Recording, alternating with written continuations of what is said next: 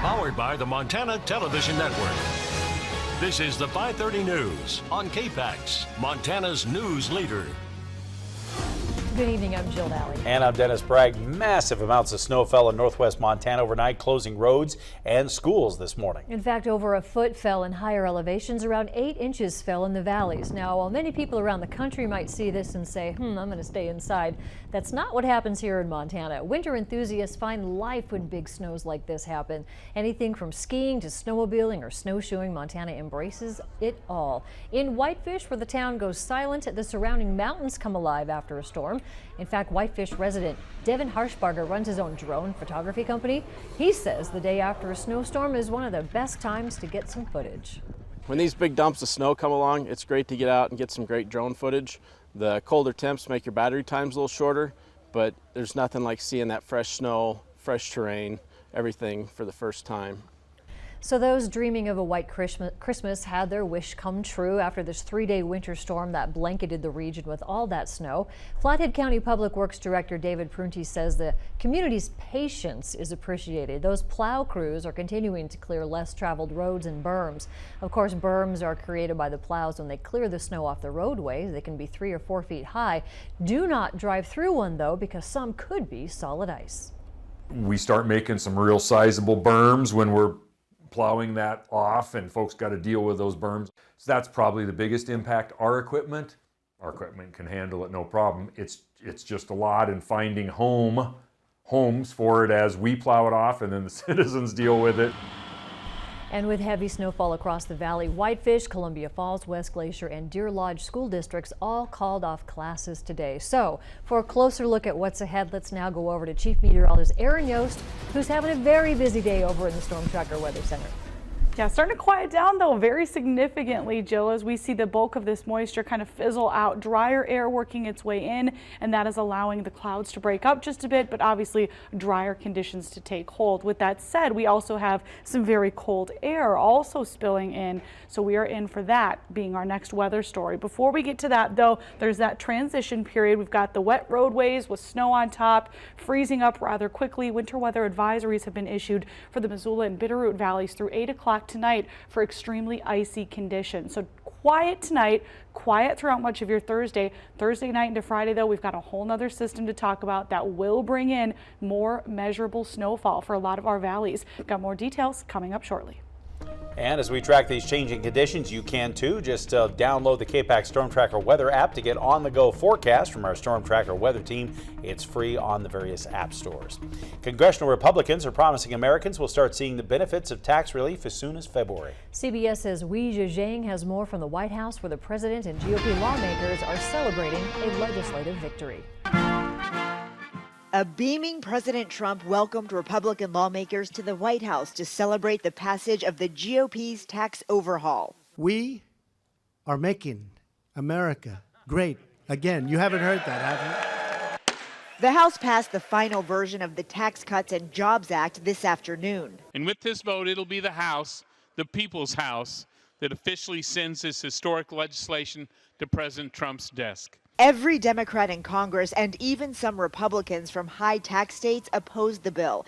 Democrats say it doesn't provide enough relief to average Americans. It's an investment in the GOP's base, corporate special interest, the wealthiest among the wealthiest, and the Trump entire empire. The tax cuts for businesses are permanent, but reductions for families and individuals expire in a decade. It's unfortunate because of these Senate rules that we had to comply with that has that sunset, but Congress has every intention of making sure that that does not happen. The Republican celebration will be fairly short-lived. Congress still has to pass a spending bill by Friday to prevent a government shutdown. The GOP likely won't be able to do that without support from Democrats. If they're just going to put in the things they want and not the things we want, it's going to lead to a real problem. Conservatives are upset with the price of hurricane aid, and Democrats are looking for a shorter-term bill so they can address larger, unresolved issues in the new year. Wei Zhejiang, CBS News, the White House. The president still has to sign the bill into law once the paperwork is complete.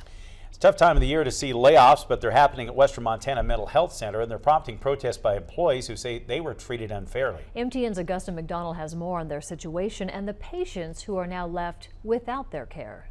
Governor Steve Bullock's budget cuts this year eliminated millions of dollars in targeted case management for adults with severe, disabling mental illness or substance use disorder through cuts to the Department of Public Health and Human Services.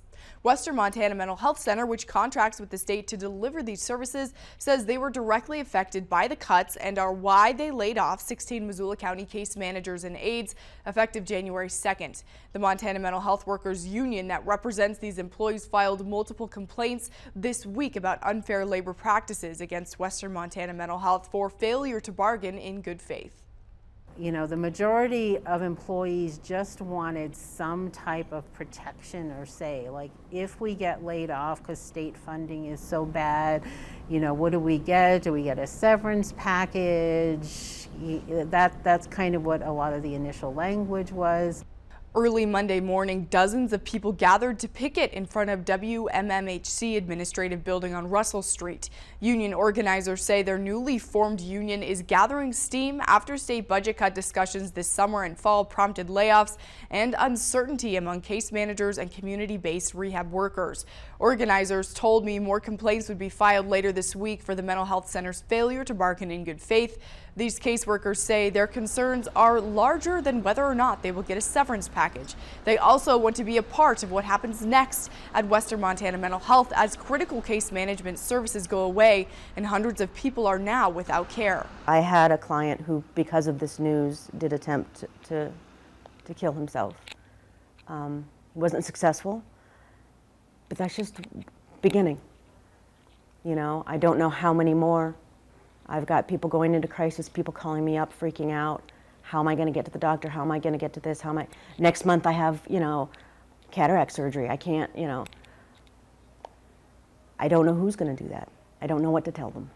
Western Montana Health Center released a statement about the layoffs saying we have written editorials, testified, and attended legislative sessions to explain to the state what the cuts would mean to community mental health centers, their clients, and their staff if the budget cuts went through.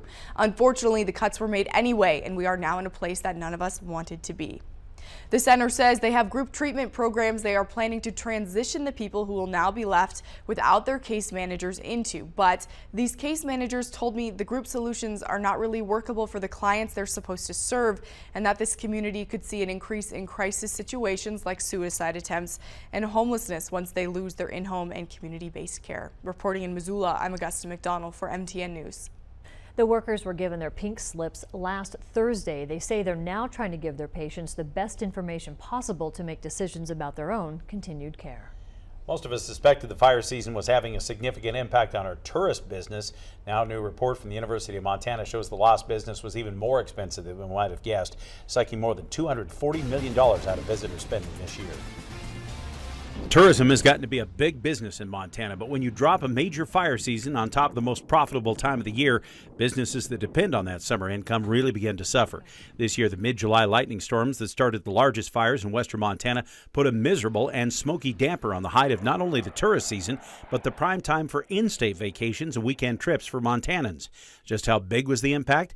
UM's Institute for Tourism and Recreation Research now estimates Montana lost up to 800,000 visitors, and the researchers estimate that means visitor spending was off by more than $240 million for 2017.